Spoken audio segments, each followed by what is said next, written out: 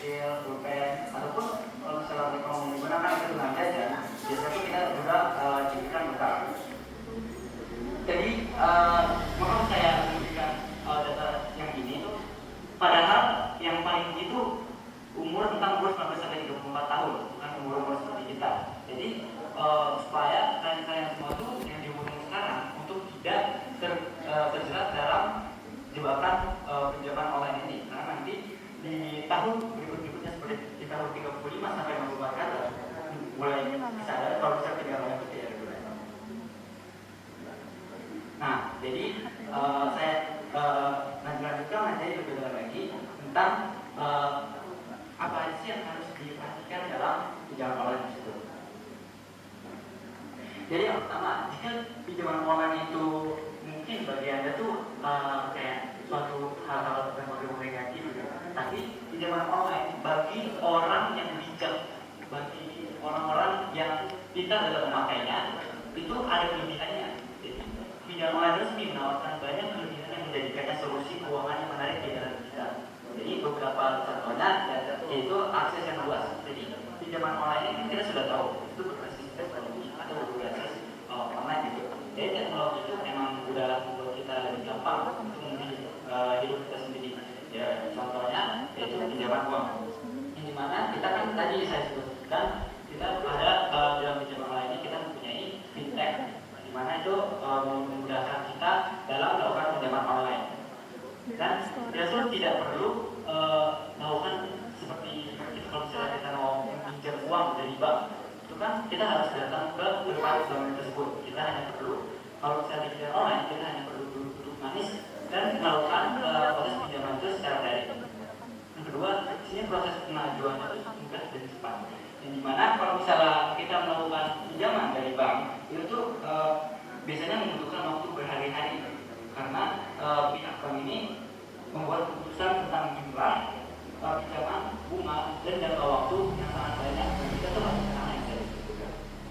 Tapi kalau misalnya proses pengajuan dalam pinjaman online, kita hanya perlu melakukan beberapa data dan juga itu sangat mudah. Yang ketiga juga prosesnya sangat mudah karena saya tahu kalau misalnya pinjaman online itu hanya perlu KTP, NPWP, dan juga slip gaji. Tapi kalau misalnya lewat bank itu sangat besar karena biarin abang Dani denger kok. Dan itu ada proses yang harus kita lewati kalau misalnya meminjam uang dari bank. Contohnya saja melalui survei atau wawancara dan juga yang sangat banyak proses yang sangat ribet. Tentu kalau misalnya kita memiliki kelebihan, kita juga mempunyai kekurangan. Yang dimana mungkin dampak kekurangan dari pinjaman online inilah yang merupakan salah satu poin penting dalam materi saya sekali ini. Jadi sebagai nasabah atau peminjam, kita juga harus memperhitungkan kemampuan keuangan masing-masing untuk tidak mengajukan pinjaman besar yang akan memberatkan kondisi kalian di masa depan. Jadi sini kekurangan dari pinjaman online adalah suku bunga yang tinggi. Jadi bunga ini pasti selalu ada ketika kita mau meminjam uang. Jadi yang saya dapatkan dari data total bunga per harinya itu 1%. Jadi kalau misalnya kita jumlahkan dalam bulannya itu 30%. Itu merupakan jumlah yang besar. Jadi terus yang kedua ada kekurangan dari pinjaman online ini merupakan risiko penipuan. Dan poin ketiga ada kelemahan data pribadi. Poin kedua dan ketiga ini berhubung karena mungkin bagi kalian pinjaman online ini ada hal kaitan dengan penipuan dan keamanan data pribadi.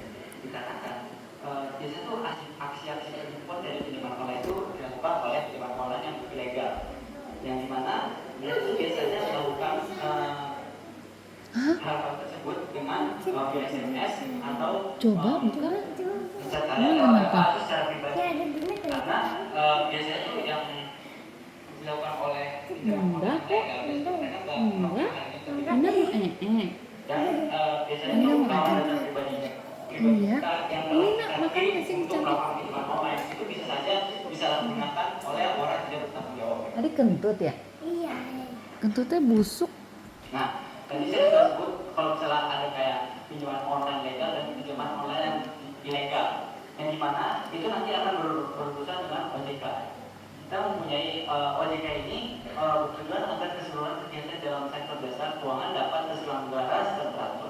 adil, transparan, dan akuntabel, mampu mewujudkan sistem keuangan yang tumbuh secara berkelanjutan dan stabil, juga mampu melindungi kepentingan konsumen dan masyarakat. Jadi, Fitur ini merupakan lembaga pemerintah Indonesia yang mengatur dan mengawas dalam jasa keuangan. Jadi, OJK ini memiliki daftar-daftar nama perusahaan yang legal, di mana juga ada pinjaman-pinjaman online yang belum ada di bawah pengawasan atau dapat izin dari OJK, dan itu merupakan pinjaman online yang ilegal. Dan di sini kita akan masuk ke dalam ciri-ciri pinjaman online. Yang pertama, yang saya tadi sudah bilang, pinjaman online yang itu diterbitkan oleh otoritas jasa keuangan. Yang kedua, pinjaman online resmi tidak menawarkan pinjaman melalui saluran komunikasi pribadi seperti SMS atau WhatsApp. Jadi, jika kalian mendapatkan pesan dari sebuah pinjaman perusahaan pinjaman online, dan pada itu kalian belum ada ngelakuin apa-apa, belum ada meminjam-minjam, belum ada yang tahu tentang pinjaman online, tapi kalian pernah mempromosikan lewat SMS atau WhatsApp pada SMS pribadi kalian, itu merupakan perusahaan pinjaman online yang ilegal, karena mereka itu tidak akan, yang legal itu mereka tidak akan pernah melakukan hal tersebut gitu. Terus yang ketiga, proses pemberian pinjaman dilakukan dengan seleksi yang ketat. Ya, yang saya sudah bilang tadi, tidak kelebihan pinjol, mereka tuh mempunyai syarat-syarat yang ketat juga, mana pastinya tidak akan salah-salah gunakan. Jadi misal kayak anak-anak kayak gitu tidak akan bisa melewati persyaratan dengan mudah. Terus yang keempat, informasi terkait bunga dan biaya pinjaman tercantum jelas dalam perjanjian pinjaman. Jadi jika kalian pernah menelusuri aplikasi atau misalnya mencantumkan biaya pinjaman, kalian tuh mau pinjam berapa, sebesar berapa banyak, atau mau pinjam kebutuhan-kebutuhan yang lain, dan itu mereka akan adanya tercantum informasi-informasi yang kalian perlukan, ya seperti bunganya, masa depan.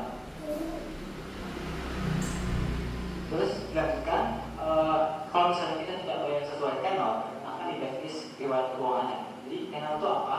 Masa tenor itu adalah masa yang diberikan oleh pinjaman oleh perusahaan pinjaman online legal, di mana jika kalian diberikan masa tenor, dan itu misalnya kalian mendapatkan masa tenor 12 bulan, maka itu adalah waktu kalian untuk melunasi atau mengembalikan uang pinjaman kalian.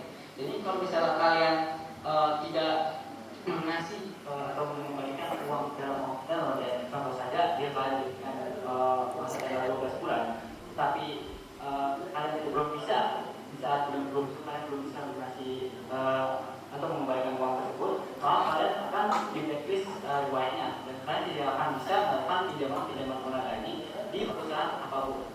Yang kedua, memiliki layanan pengaduan yang mudah diakses untuk membantu menyelesaikan permasalahan pinjam. Jadi ya, kalau misalnya pinjaman online legal itu, mereka juga punya layanan OJK. Itu tuh kalau misalnya kalian punya masalah dalam mau pinjam uang dari perusahaan itu, kalian bisa langsung ngadu ke layanan pengaduan OJK. Jadi contohnya saja, kalau misalnya kalian diberikan waktu masa tenor 12 bulan, seperti saya sudah bilang, tetapi perusahaan tersebut di saat bulan ke-10 itu malah udah menagih uang tersebut. Nah, itu adalah hal yang salah dan tidak sesuai persyaratan yang ada, dan itu kalian bisa laporkan langsung ke layanan pengaduan OJK. Terus kita lanjutkan, pengurus dan alamatkan ke perusahaan pinjaman online ini harus jelas dan dapat diverifikasi kebenarannya. Ya, kalian mau melakukan pinjaman online, kalian juga harus memverifikasi kebenarannya perusahaan tersebut.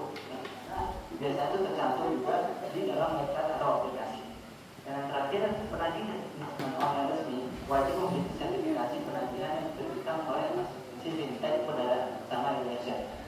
Jika kalian pernah melakukan pinjaman online, biasanya kalian juga akan nanti ditagih oleh yang dilakukan debt collector, dan itu akan bagian utang. Mereka tuh harus mempunyai sertifikasi oleh asosiasi fintech perdagangan bersama Indonesia. Jadi pinjaman online resmi maupun tidak resmi umumnya memiliki bunga yang lebih tinggi dibandingkan dengan pinjaman bank atau lembaga keuangan lainnya. Nah, ini dapat menyebabkan beban Nggak bisa diem Danunya nih. Assalam.